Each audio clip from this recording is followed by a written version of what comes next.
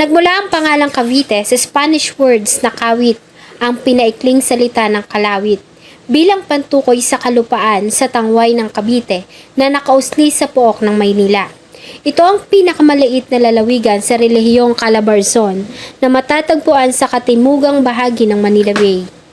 Ang Cavite ay kilalang tahanan ng mga bayani na sila Juan Saraza Castañeda, General Pantaleon Garcia, at former President Emilio Aguinaldo.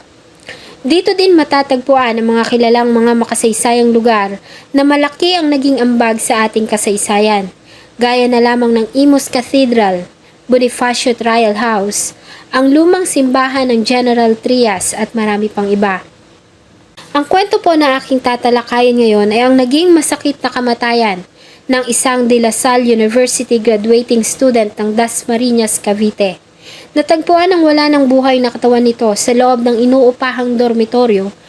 Samahan niyo po akong alalahanin ang naging masakit na kamatayan ni Queen Lian Daginsin. Bago ko po simulan ang ating story, sa mga bago po sa channel ko, please hit the subscribe button at pakipindot na rin po ang ating notification bell para ma-notify kayo sa mga bago nating upload na videos. Si Queen Lian Daginsin ay native ng bayan ng Pila sa Laguna. Siya ay inilarawan ng mga magulang at kakilala bilang isang mabait na kaibigan, sobrang matulungin, dedicated sa kanyang pag-aaral, supportive na kapatid at mapagmahal na anak. Pangarap ng dalaga na mag-train bilang isang flight attendant after nitong makumpleto ang degree sa computer science. Ngunit ang pangarap ng pamilya ay gumuhong lahat ng matagpuan ng wala ng buhay nitong katawan noong March 28, 2023. Si Queen Lian ay nag-aaral ng computer science sa De La Salle University sa Dasmariñas, Cavite. At dahil nga sa may kalayuan, ay nangungupahan ito sa isang apartment sa Block 6, Lot 5, Barangay Santa Fe, kung saan nito sinapit ang masakit na katapusan. Bago sumapit ang alas 5 ng hapon, ay nagtungo ang ilang mga kamag-aral ni Queen sa inuupahan nito dahil sa hindi ito pumasok. Ngunit ganun na lamang ang kanilang pagkabigla dahil sa nadatnan nila ang dalaga na nalulunod sa sarili nitong dugo.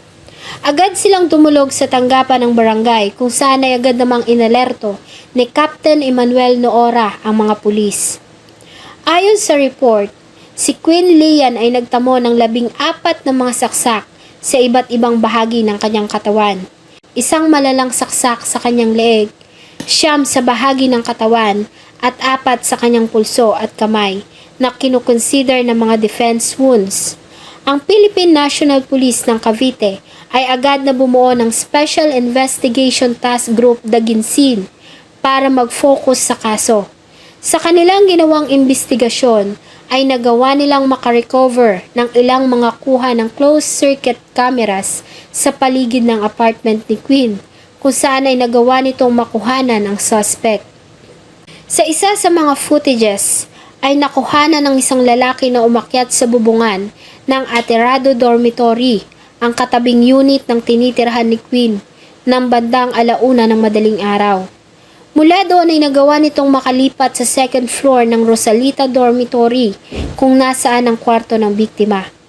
Makalipas ang mahabang katahimikan, ay muli itong nakitang lumabas sa silid ni Queen Lian. Suot pa din ang kulay blue na t-shirt at itim na sombrero.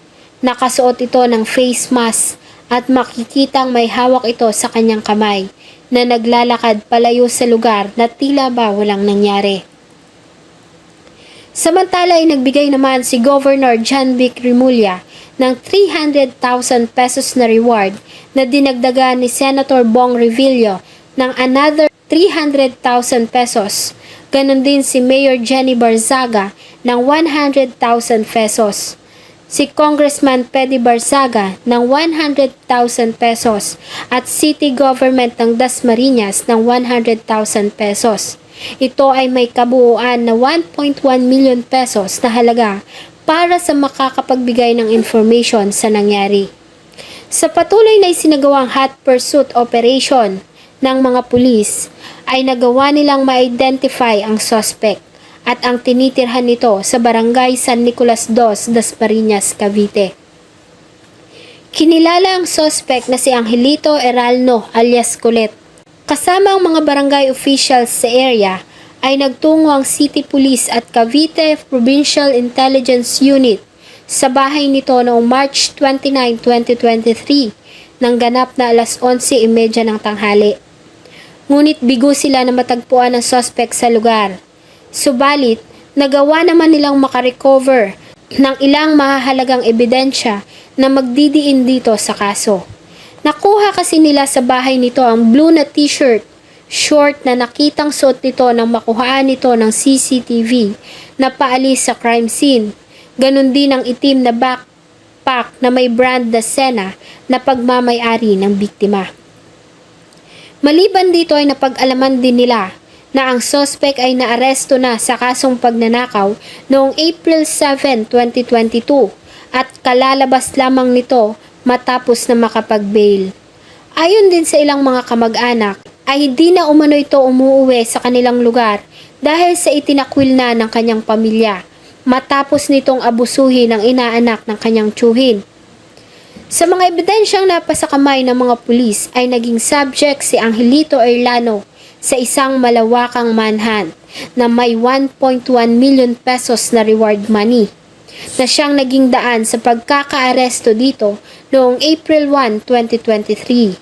Ang suspect ay naaresto ng alas 10:40 ng umaga matapos na makatanggap ng report ang kapulisan na nagtatago ito sa isang kakilala sa Barangay Victoria Reyes.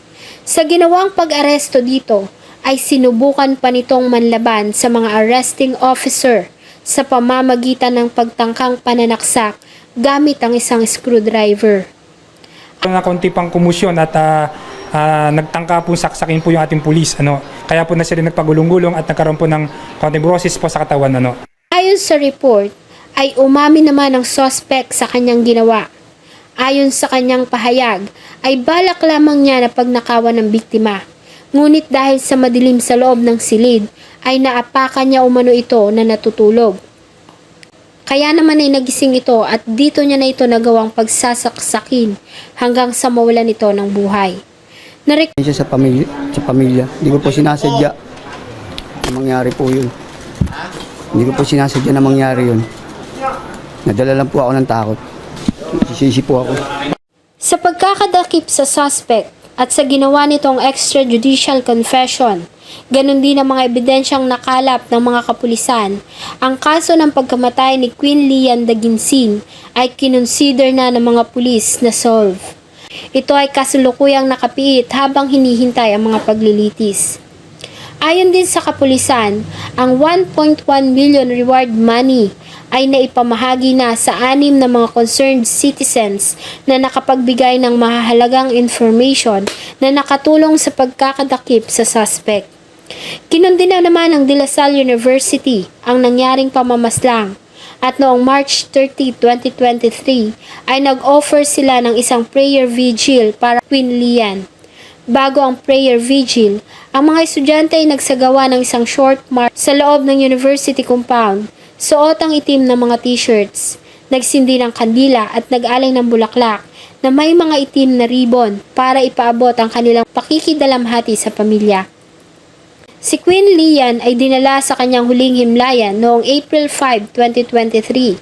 Sa ginawang misa ng pamamaalam sa National Shrine of San Antonio de Padua Church ay muli nilang inalala ang naging buhay ni Queen at ang pangarap sana nito na makatapos para patigilin na sa pagtatrabaho ang kanyang ama na isang OFW.